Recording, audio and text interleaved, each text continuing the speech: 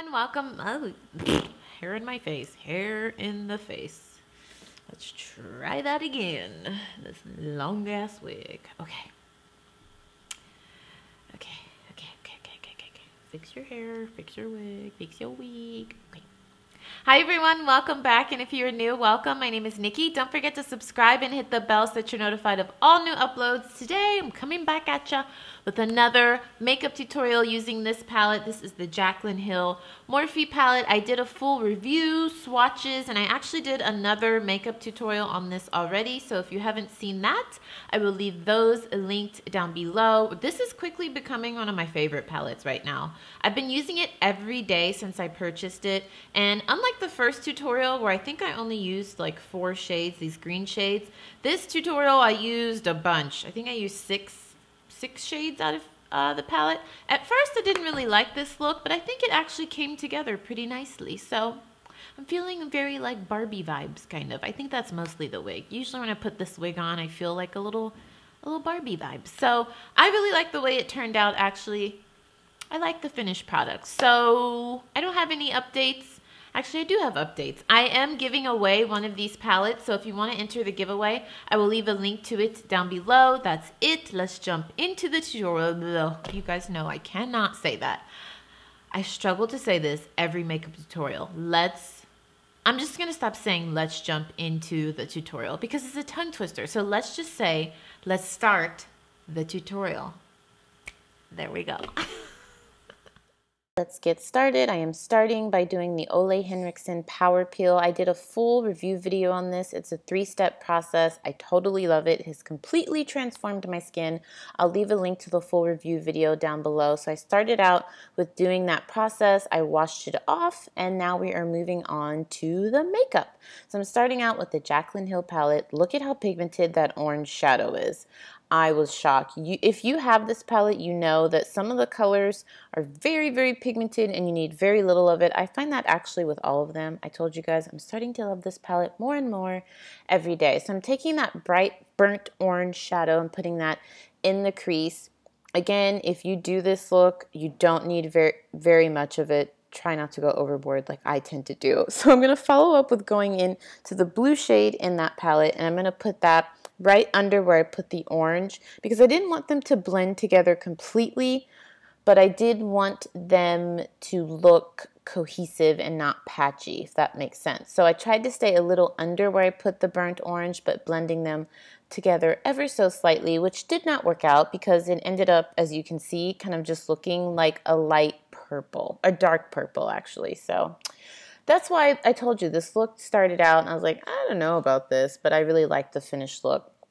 Next up, I'm going to take my MAC Pro Longwear Concealer and basically draw out the crease of my eye. So I'm going to start at the bottom of the lid and go up to where my crease naturally ends. And that's just going to help me to define the shadow. So that shadow that we just put on is going to help to define that. And it's actually going to make the shadows even more pigmented and longer lasting. I find this really works for people with oily skin. I've heard if you have dry or normal skin, this is not good because it's going to dry your eyelid skin out. So I'd only recommend doing this and setting it with a powder if you have oily skin. It works like a dream if you do. Going back into that palette, I'm going to take this light silver shade. I love this shade, especially for everyday use. You can pack it on to make it really bright, as you can see that I'm doing here, or you can just lightly use it, and I like to wear it to work. So I'm putting this only on the very inner corner because we're going to put, oh, there's a pop-in by the boyfriend. I'm going to put in a purple shade on the lid and then a blue on the outer corner. Sometimes he does that when I'm filming. He just pops in, sees how's it going, and then he pops out. So I'm going to put that on the inner corner, and you can see that the concealer is kind of nice because it's a guide of telling me where to stop putting the shadow so I don't go into that orange and blue shade. Now I'm going to go in with the purple shade and just put that in the middle of the lid. Now just rock with me here. I know this looks crazy. Even me, you see me looking at it like, girl, I do not know about that. This looks crazy right now, but when we get to the end, it all ties together. So I'm putting the purple on the center of the lid, trying right now not to overlap into that silver shade that we have on the inner corner. And now I'm going to make this look even more cray-cray and go into the beautiful bluish teal. It's more of a teal light blue shade. It's my favorite shade in the palette. Look at that pigment. let us all just take a minute to praise the color of that pigmented. Is that not gorgeous? It's my favorite color in the shadow. I just love it. I was looking at this color combo thinking, okay, am I doing too much? Because as you know, I'm not a neutrals girl. I'm not a naturals girl. If I wear makeup, I want pinks, yellows, green, blues, but I know that's not for everyone. So I'm trying to incorporate natural and colorful looks on my channel. So now that I have those all on, I'm going to take my time and blend this out. I'm telling you, I cut out 10 minutes of this video of blending. Take your time, blend, blend, blend. I had to cut it all out because I didn't want this video to be 30 minutes long. But I literally just took my time going back into the teal, dimming it down a little because I felt like it was too bright. So I put a little bit of the blue that we put in the crease on top of that. So that's why it looks a little dimmer, because I felt like it was too bright and kind of clashing with the purple. But then once I blended it with the blue, it looks a lot better. I really liked it. So I went into that bright silver shade just to make the inner corner even more vibrant. And now I am using a gel liner just to line the eyelash. But I remember thinking, I didn't want to use a gel, so I switched here. You see I switched to a pencil. Not a pencil, what is this? A felt tip pen liquid liner. And I felt that that looked a lot better. I just liked the way it looked, and I think it gave me a more opaque line. So that's what I did, and I did a pretty dramatic line. I just followed the natural line of the shadow. I don't remember the exact liners I use. I'll leave a link to them down below. I always link everything down below.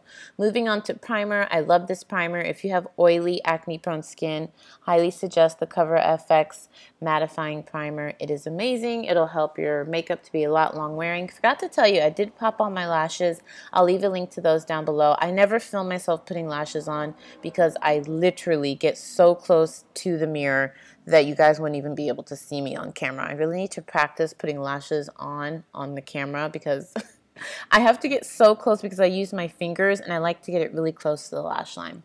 Moving on to foundation, I'm using the Revlon Color Stay foundation. I believe this is the oily skin foundation, and this is in the color Cappuccino, one of my favorite top 3 drugstore foundations of all time. I love this stuff. It's long wearing. I did a full review video on it, and I will leave a link to it down below. Moving on now, we're going to use the Graftobian Cream Contour Palette. I am using this light shade to highlight under the eyes. I've talked about Graftobian's cream contour and highlight shades. I have the full palette, and this is the smaller version. I love them. They're pigmented, full coverage, long wearing, easy to blend. I don't have anything to say about bad to say. I guess the one bad thing might be that it's a little pricey, but to me it's not pricey because the quality you get, the amount of pigmentation you get, the colors you get, I don't have anything bad to say about it. I love it. So I'm using this to highlight under the eyes, and then you'll see in a minute I'm going to go down the bridge of the nose.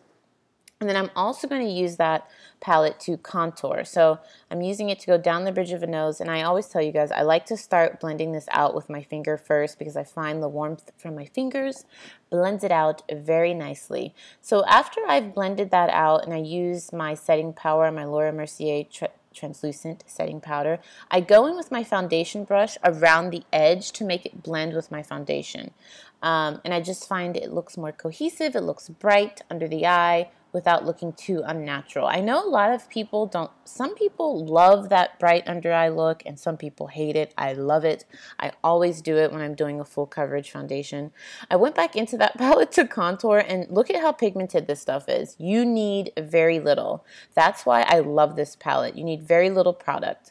I'm going to go back into the palette and use that teal shade that we initially had on the outer corner of the eye and put that all along the lower lash line. This always freaks me out because my eyes are so sensitive, so if I get any product in them at all, they start watering, and I try to stop them from watering because then it'll ruin the eye look. Look how beautiful this color is.